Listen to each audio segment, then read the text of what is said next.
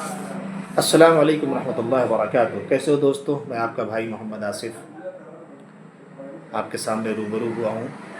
بھائی دوستو بزرگو، رمضان ایک بہت قیمتی مہینہ ہے۔ اس رمضان کی برکت سے ہی ہمیں عید ملی ہے، خوشی کا دن ملا ہے۔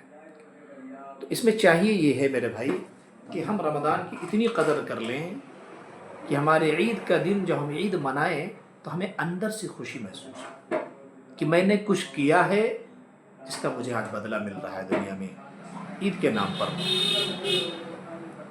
عید کے دن کے نام پر، عید کے دن کی خوشی مجھے مل رہی۔ ایسا نہ ہو کہ روزہ وہ یوں ہی رکھ رہا، تراویح پڑھ رہا نہیں پڑھ رہا، تلاوت کر رہا نہیں کر رہا، اور دن بھر سوائے بھوکا رہنے کی کچھ نہیں کر رہا ہے۔ ایسا نہ ہونے پائے، اس کی پریکٹس پہلے کریں۔ آپ صلی اللہ علیہ وسلم رمضان کی تیاری آپ فرماتے تھے اس کے مہینے شعبان سے اس کی تیاری کرتے تھے۔ پورے سال کے مقابلے میں شعبان میں خوب روزے رکھتے تھے۔ میں آپ کو بتاؤں اس کی حکمتیں، شعبان میں روزے رکھنے کی کیا حکمتیں ہیں۔ آپ صلی اللہ علیہ وسلم کیوں شعبان میں زیادہ روزے رکھتے تھے، میں اس کی دو حکمتیں آپ کے سامنے بیان کرتا ہوں۔ حدیث میں دونوں باتیں آئی ہیں۔ اسامہ بن زید رضی اللہ تعالیٰ عنہ ایک صحابی رسول ہیں، وہ فرماتے ہیں کہ آپ صلی اللہ علیہ وسلم سے پوچھا گیا جب کہ آپ شعبان میں روزے رکھتے ہیں اور زیادہ سے زیادہ روزے رکھتے ہیں، کیا وجوہات ہیں، اس کی حکمتیں کیا ہیں؟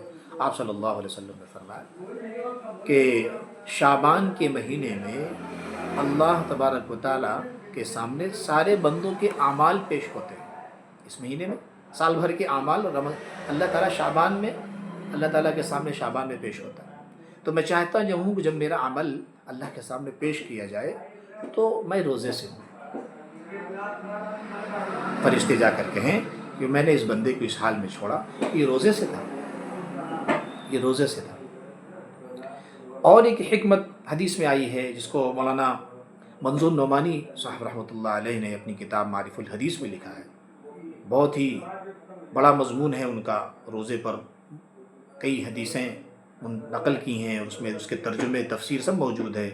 آپ کے پاس اگر معارف الحدیث موجود ہے تو روزے کے جو باب ہیں اس کو پورا پڑھ جائیے، اس کو اٹھائیے اور پورا پڑھ جائیے۔ اس کے اندر ایک حکمت اور بیان ہے، اس کے اندر یہ بات میرے مولانا نے فرمایا کہ آپ صلی اللہ علیہ وسلم کی حدیث ہے، کچھ لوگوں نے، ایک صحابی نے آپ سے پوچھا، روایت ہے اما عائشہ رضی اللہ تعالیٰ عنہ سے ہے، وہ فرماتی ہیں کہ آپ صلی اللہ علیہ وسلم سے جب پوچھا گیا تو آپ نے یہ فرمایا کہ روزہ رکھنے کی حکمت یہ ہے کہ اس مہینے میں اللہ تبارک و تعالیٰ کے سامنے ملک الموت کو سال بھر میں کتنے مرنے والے لوگ ہیں ان سب کی ڈیٹیل، ان کے نام دیے جاتے ہیں۔ تو میں چاہتا ہوں جب ملک الموت کو لوگوں کے نام دیے جائیں مرنے والوں کے، تو جب اس میں میرا بھی نام کسی نہ کسی مہینے میں تو آنا ہے، تو میں روزے سے رہوں، اس بات کے لیے بات ہے۔ اور آپ صلی اللہ علیہ وسلم روزہ رکھتے تھے، اس کی بڑی حکمتیں ہیں۔ رمضان سے پہلے شعبان میں روزہ رکھنے کا مطلب یہ ہے جیسے فرض نماز سے پہلے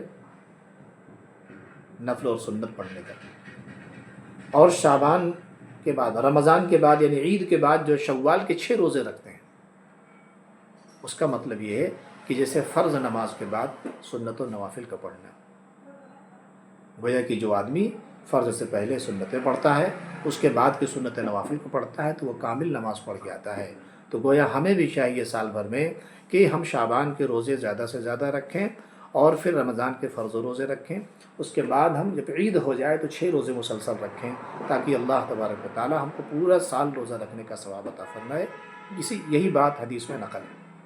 اس لیے بھائی دوستو، وعدہ کریں، تہیہ کریں، اس بات کی کوشش کریں کہ ہم زیادہ سے زیادہ روزے رکھیں گے شعبان میں، اور پھر رمضان کی اس کی ہم خوب طریقے سے تیاری کریں گے، ہے کہ نہیں؟ اللہ تعالی ہم تمام کو عمل کرنے کی توفیق عطا فرمائے۔ السلام علیکم ورحمۃ اللہ وبرکاتہ۔